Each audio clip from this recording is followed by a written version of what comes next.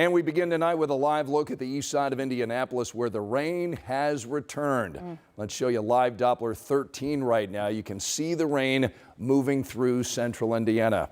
Thanks for inviting us in at 6 o'clock. Anne Marie has tonight off. Angela told us it was coming, and that rain is here. It is here, and it's going to have an impact for this late evening drive.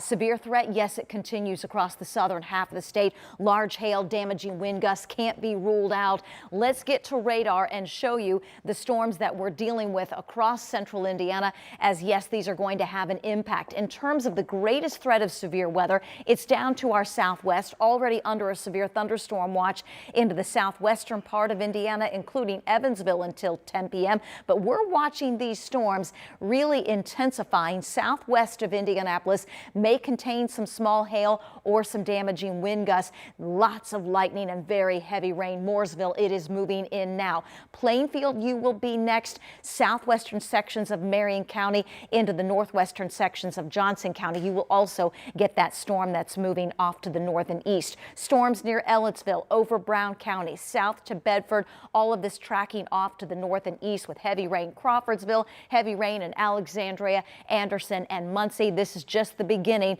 Future Track 13 shows off and on storms this evening and another wave of heavy rain and storms first thing tomorrow morning. All right, Angela, thanks. More concerns tonight about who is buying the utility company that powers Indianapolis, while many AES Indiana customers complain that they're being overcharged on their monthly bills. Rich Nye joins me in studio tonight after AES postponed that community open house last night over alleged threats against the company. Rich? We've heard from so many people over the last several weeks, really months, and I met a woman today who represents the frustrations of many AES Indiana customers. She faces the power being shut off at her house this month. $12,931.75. That's Shayna Griever's electric bill. She and her husband make regular payments, but the balance just keeps growing because of high monthly bills that don't make sense for her modest home on the west side. Am I paying somebody else's bill? Why is our bill never consistent? Never. Never one time have they ever gave me an explanation. Never. Why? Why is my bill running $1,500, $1,800, $2,000 a month? The house has new windows, updated heating and cooling and appliances. An electrician has inspected the home. AES Indiana has done energy assessments, but Shayna's bill remains consistently more than double everyone else on her block. This light bill has just got me so stressed out. I don't want to sell the house over a light bill, something that can be fixed. AES Indiana planned to hear from customers at a community open house Tuesday night, but it was postponed. AES Indiana says, "We received numerous violent threats across multiple social media channels Tuesday. The threats are being handled by our internal safety and security team. We are leaving them to their process at this time." AES announced this week that the publicly traded global energy company is being acquired by a consortium and will become a private company. State Treasurer Daniel Elliott has concerns about the buyers, what he calls BlackRock political agendas, the European energy policies of EQT, mismanagement of the California Pension Fund, and the Qatari Investment Authority's alleged ties to terrorists. None of these organizations are really fitting Hoosier values anyway, but now I start to wonder, are they going to be managing based of principles that are based on what their own agendas are and not thinking about ratepayers? So AES Indiana has 2 more of these community open houses on the schedule for next week with already times and locations announced. But after that postponement last night, we're waiting on a company spokesperson who says there will be details coming soon about where they go from here with these open houses. And if those meetings happen, you know that there's going to be a lot of people showing up. Even more now. For sure. Thanks, Rich, so much. Well, tonight at 6, we are now learning new details about allegations against an attorney representing the family of a Fishers teen who was killed in a car crash. James Mosser is charged tonight with stealing evidence after court documents reveal that he took what he thought was the black box from the suspect's car in a deadly crash. Trey Williams is tonight charged in the death of Mason Alexander. He reached a plea deal in this case and is now scheduled to be sentenced next week.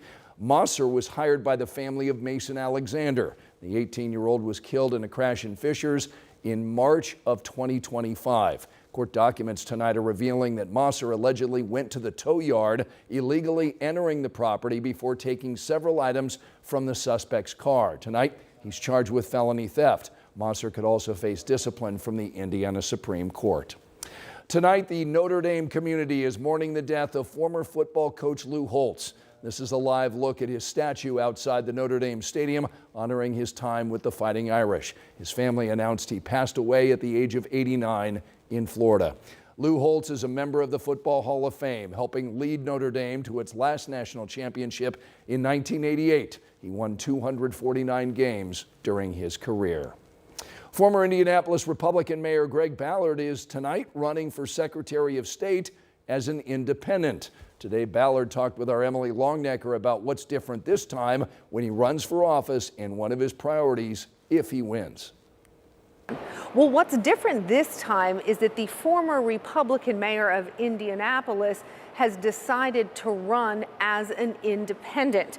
Ballard thinks Republicans and Democrats have become, in his words, a little bit toxic, so he wanted to be on the ballot as an independent. He says that he believes that's the space where most Hoosiers fall. A recent poll by Independent Indiana seems to support that belief. The nonpartisan organization working to increase the voices of independent Hoosier voters found that of 400 likely Hoosier voters polled, 41% identified as being independent. 29% said they were Republicans, with 21% identifying as Democrats. Ballard says those results show a lot of voters feel disaffected with both parties. He says the Office of Secretary of State should be nonpartisan because one of its main jobs is to oversee elections. That's why, if elected, Ballard says he'll put out a nonpartisan voting guide. A nonpartisan voter guide. I think that will bring more people out to vote because lots of people don't vote because they don't know what's happening. They don't know who the people are.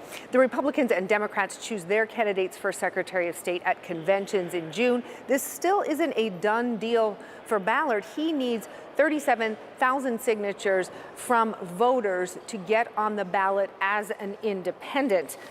We covered several topics during our interview today. You can watch that interview right now on demand on WTHR+. At the Indiana State House, Emily Longnecker, 13 News.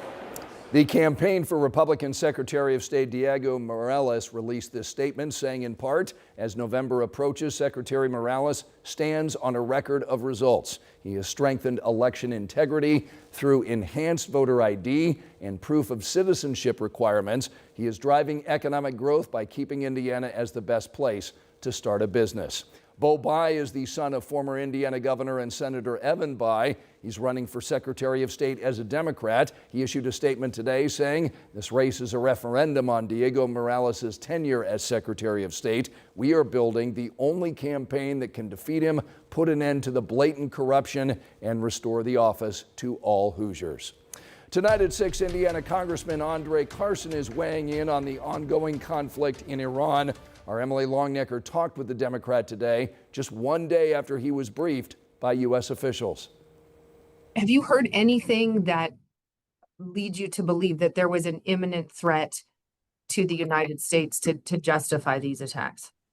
Absolutely not. I mean, we've seen with Israel's military offensive, which has intensified decades-long conflict and moved beyond defensive action into direct offensive operations. And so the U.S. should not automatically join offensive military campaigns without clear congressional authority and really a defined U.S. interest. I think war with Iran places our troops at risk. It destabilizes the region. The U.S. Senate voted down a war powers resolution to prevent President Trump from continuing this conflict in Iran. A vote on a similar piece of legislation is expected tomorrow in the House of Representatives. Tonight, an IMPD raid to arrest a wanted 17-year-old murder suspect ends with a major drug bust and 3 young children in the hospital. All of this unfolding as police were searching a home on the south side of Indy near Harding and Banter Road. Tonight, our Ashton Hackman shows us the drugs and the criminals taken off the streets. The investigation started here, March 30th of last year. Shell casings at a Northeast gas station where 2 17-year-olds were shot. One of them died. A year later, police had already arrested one of their 2 teen suspects from that homicide. They tracked down the second to this home with that U-Haul truck on Alonzo Drive, 17-year-old Tariq Rhodes. IMPD's Violent Crime Unit arrived with a warrant. 2 men were detained before Rhodes came out of the home with a baby in his arm. Police searched the home and found a big drug operation, 9 pounds of cocaine, 6 pounds of fentanyl, drug presses and scales, and nearly 20 guns. Among the drugs, 3 young children, all exposed to fentanyl. The youngest, a 7-month-old, still hospitalized and dependent on oxygen. You see narcotics, you see the large amounts of cash, you see the illegally possessed firearms. They often go hand in hand, right? But that's where you see violence. Rhodes' sister, Felicia Smith, and her boyfriend, Jerry Moore, were arrested days later and now face felony drug and child neglect charges. In Indianapolis, Ashton Hackman, 13 News. The flooding threat continues as another round of heavy rain and storms moves in. I'll have the latest with radar.